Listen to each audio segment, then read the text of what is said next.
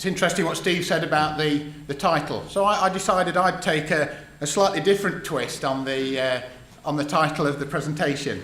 So the question is about S&C to X and Y. So if S&C is the switch and crossing system, then what is X and Y? And of course X and Y can be anything. It's the unknown, isn't it? So people this afternoon are going to be talking about the X and Y. Maybe that's an unknown, but certainly in our world it's X and Y. Why is that important? It's because when we're looking at development, we constrain ourselves by thinking of switch and crossings and thinking of the switch and crossings that we know. So if you think of X and Y, in the future, we could be actually going somewhere else. So how are we going to get there? Well, there are two ways, and within our wider ST&E team, this is the approach we're taking. We're looking at optimising the systems that we've got, making the existing better, but also it's developing the next generation as well. And in each case, it's all about getting the understanding and making sure that they mesh together. So this is really based on experience. How do we develop S&C? And this is whether it's something completely new or whether it's an enhancement of what we've got. And there's a list of steps there that I'm not going to go through one by one, but really important that you go through this and you each step of the way you question what are you doing, why are you doing it, have you got people on board, and you can't miss any of them out. It's really, really dangerous. And bit of a statement on the right there about our team. This is what we do, that we help to manage the change, and we coordinate and we look at the bigger picture, and that's really important. And there are lots of examples out there where change has been introduced and it's been done badly, and you know we live today with some of the legacies around that. So I always mention this: priorities, challenges. We've done X and Y, we've done S and C. Maybe this is P and C. I realise later, but again, I'm not going to go through them one by one, but they're all there, and you have to think of them all. You can't just go ahead and try and solve one problem without thinking of all the challenges along the way. So the other thing I always try and remind myself and remind the audience, well, what have we got? We've got lots of different systems. We've got lots of S&C out there. So we've got the ones at the top, which are current systems, and the ones further down, which are what we call legacy systems. And a bit of a recap, I was here quite a few years ago now talking about NR56V when it was new. So just a bit of a recap about what we did.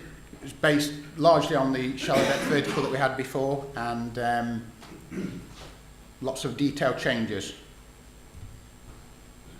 And then there's the RT and NR60, of course. So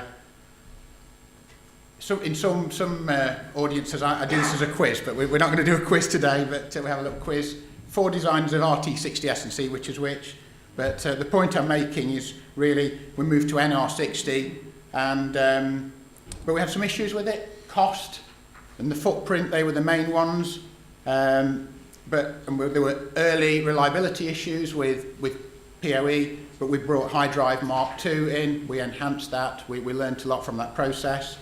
But we still managed to get a few issues with crossings and switch. I say a few because when you got a problem, it was a big problem.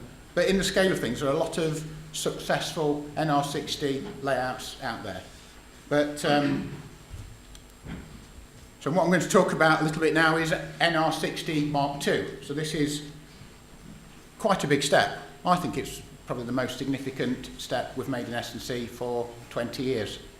So it was started back in 2010. In 2010, it was realised that the current NR60 was too expensive, and we introduced, it's interesting, it's an interim step. We reverted back to using NR56V, apart from the very long switches.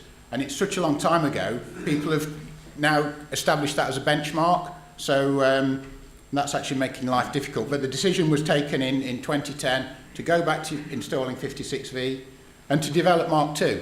And it's taken, until about a year ago, it's taken this long. But again, it's going through the process and it's doing everything properly and it's testing everything out so that when we put something into track, then it actually was going to work.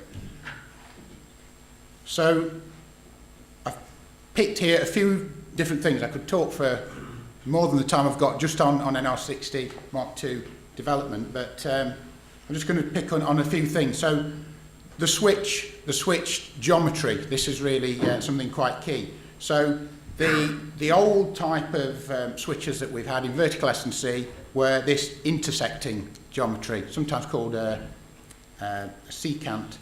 And the B to E switches are based on the same principle. It's slightly different because the gauge is different from vertical S&C, but it's based very much on the same thing. So the principle is there's a radius in the switch to the heel, so the 72 point is where the end of the machining is, the end of the head cut, and then a different radius to the toe. And the new switches are very much the same, so anything that's a B to an E, you'll find the footprint is very close indeed to the older design. The longer switches, we move to a tangential geometry. Now this is something that we used on the old H switches, and it's something that is used quite a lot in Europe. This is a common geometry used in Europe. Why did we use this? Because the switch entry angle is actually reduced, so you get less of a kick when you go into the switches. So it's better for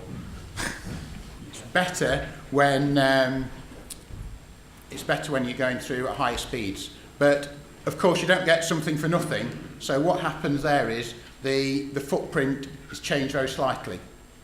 To help mitigate that, we've actually changed the natural crossing angles as well. So there's a little bit of fiddling going on, but the nose to toe is slightly longer on the longer switches than the old vertical design. So there's a very small mismatch there. But what we have done is match, there's a registration point, 200 millimetres near the switch heel. That's the registration point for the overhead wires, the spaghetti, as someone called it this morning, knitting, sorry, that was it. And so we've kept that as close. So although the toe moves a little bit, the actual registration for the OLE is very, very close to what we've got. So this was one of the early things. We had to sort out the geometry, get that tied down. Then the next thing was to look at the switch flexure. And this is all about where the heels sit, and then it's how we're going to drive and the drive forces, all about optimization. It's the first time, I think, that this has actually been done before we built the switches. Often this analysis has been done after the event, and then we've said, well, this is why it doesn't work, this is why it's a problem. So here we're trying to go the other way and say, let's do it and let's understand. And POE is the next thing I talked about. So three things were new, 2.5 things maybe. The in-bearer clamp lock Mark III, so that's the unit on the left there. For those in the signalling world, quite a major step forwards with this. Now this was developed in conjunction with, well, by SPX, by the manufacturer. The initial aim was to improve reliability. So they looked at the clamp locks that are out there, and they said, we know the bits that we could engineer better, we could make some of these surfaces wear better, we could make these more reliable. So they were driving this was something better. And it's also a lot simpler. It's a single double acting ram rather than 2 different rams. There's a lot less congestion in there. It's actually a lot easier to set up. So we've introduced the clamp lock Mark III. We've got 2 options then, what you do with the rest for the supplementary drive. For a lot of reasons, people like the mechanical suck drive. It has problems, it has tampability issues, but it's cheap, it's compatible with what we've got. So we re-engineered the mechanical suck drive, and this has got tubes instead of channel rod. It's got lots of detailed changes, but again, it was designed from basics upwards to fit within the constraints of what we've got, rather than using the kit that we've used for the last 50 or more years.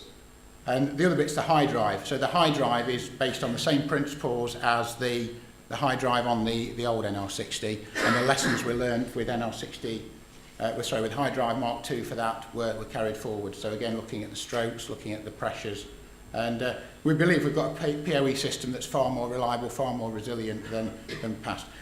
But that's not the end of it. There are future options. So tampability is a big issue. We're keen to get HPSS on there, and look at other solutions as well. You know, there are lots of other options out there, but we've learnt in the past if you try and introduce too many new things at once, then you can get problems. So crossings, what we did for NR60 Mark II crossings, we're also looking at the whole population of crossings and taking the same approach, and something that we start saying quite a bit now, it's top, middle and bottom. Why do we say top, middle and bottom? Because there are 3 different sciences. The top is about the wheel rail interface, so it's the shape of the crossing. And to study that, you need to look at vehicle dynamics. So we've worked with a range of people, including Infrabel. So we spoke to Infrabel. They'd made some developments in their world, and also working with the University of Huddersfield under a research project. And we've actually optimised the profile based on that. But then the middle is the casting itself. So who best to speak to? Well, someone who makes the castings. So in this case, we've worked with Progress Rail. We've optimised the shape of the casting to take away the stress concentrations and to actually make it a more substantial crossing. And the bottom is really about the support. So tighter bearer spacings, different pads. So it's working on a good support, a robust casting, and then an optimised profile so you minimise the impact force.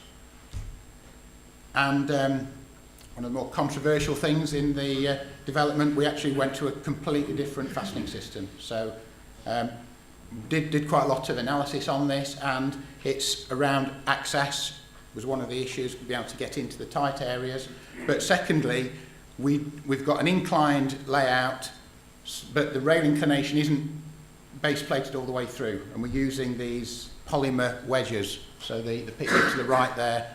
So we use a polymer wedge, which was interestingly used, very similar system used on one of the RT60 layouts to incline the rail, which helps take cost out. So base plates in the switch area, base plates in the crossing area, but the bits in the middle use an inclined wedge. So if you come across a project I've been involved in, it normally involves a pilot. I'm a big believer in don't go and start on January the 1st and it becomes business as usual, because if you have a problem, you've put 20 units in before you realise you've got an issue. So let's put 1 or 2 in. So we put a couple of crossovers in at Thirsk. It was Easter last year that the first bit went in, and I'm pleased to say this has been really successful. We've had a lot of success. That was the first train over it on the left-hand side. We've been up, in fact, some colleagues were up there in the snow yesterday, and I've not been fully debriefed, but as far as I know, it's looking really good and it's worked really well. So, and the things that we improved are actually doing what we expected them to do. One big milestone was the approvals. So there's the process, I'm sure a lot of you use in projects, CSM, Common Safety Method, and we had to go through this process. And some of the stages down there are quite familiar. A lot of the Network Rail documents are written around using this for a project, and we then had to use CSM for a product and an infrastructure product. So it's quite difficult, and there wasn't an example of where this had done before, and everyone we spoke to about it had done something quite different. So we had to really start from scratch. So we got some support from Ricardo Rail. They helped us to actually draft the documents and to work through the process. And then we had SNC Lavalin as our ASBO, and got the SRP mentioned up there. I've put up there, that's our system definition. That was actually quite a challenging document to put together, but quite a few other people have used that since, which I don't mind. That's good. This is really, how do you define a system for an S&C system? It's quite complicated, but that's what we came up with. And I'm pleased to say, a few weeks ago, we actually got the certificate signed off at a system level. So there's a bit of a hierarchy in there. There are other certificates that sit beneath this. So there's the track certificates for each manufacturer of S&C, and there's the POE certificates, but we've got the overall certificate signed off. So as far as SRP is concerned, their work is done. We've now got full approval for the NR60 MK2 system. And this is, on the basis of the work that we did at Thirsk, on the success of that. Lots of other hard work, lots of other documentation that's gone into that. Moving on to a few other things while we're talking about S&C developments. Tubular stretcher bars. So again, something I've spoken about in the past, but there was a milestone achieved in the late summer where we've been using this SIN 163. This is the risk-based program. This is where we've been going out and changing stretcher bars that are in track. It's all a risk-based approach, changing the old stretcher bars, putting tubulars in place, and we've been going down a list of these higher risk assets. And in the summer, we we completed this, say we, you know, as Network Rail as a whole. It wasn't something I'm taking credit for. And so we had, the picture on the left there, they said we wanted to run a feature in frontline focus, so in Network Rail. It's a sort of video that's briefed out to all the teams. So I had to be filmed, which was a very interesting experience, but the end result was quite good. And then it went in one of the magazines as well. But the final phase of that is currently underway. Is actually approaching completion now. This is doing the same for switch diamonds. So that's there. And there's lots more going on. So there's some stuff on there. Areas really complex S&C. So what, you know, slips, switch diamonds, tandems.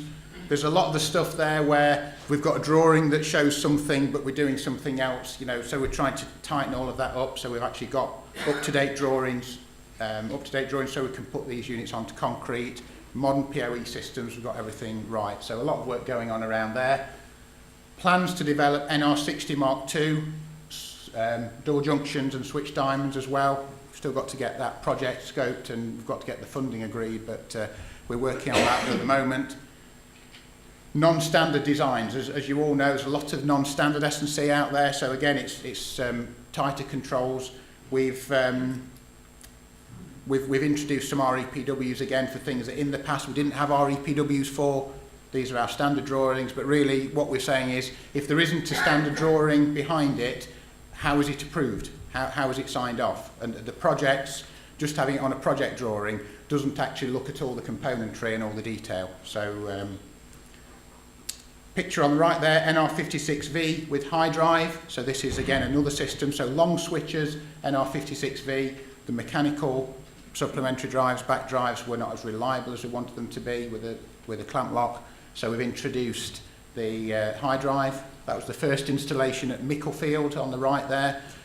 So we've done a G switch. We've got an F switch planned in Scotland, which is going in later this year.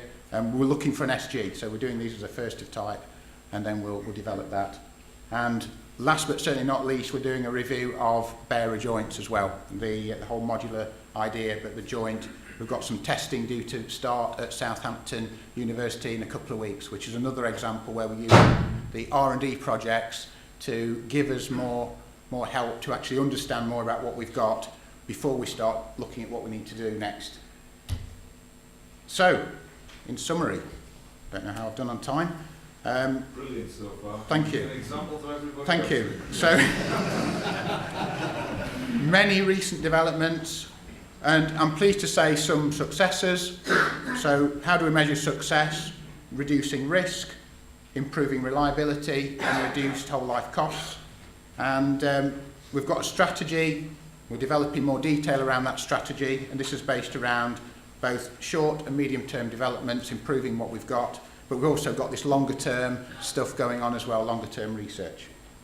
So I started off saying about the S&C, what is it, and the X and Y in the S&C context. More questions, but certainly if you take S&C and X and Y, there's far more than a 30-minute presentation. Thank you.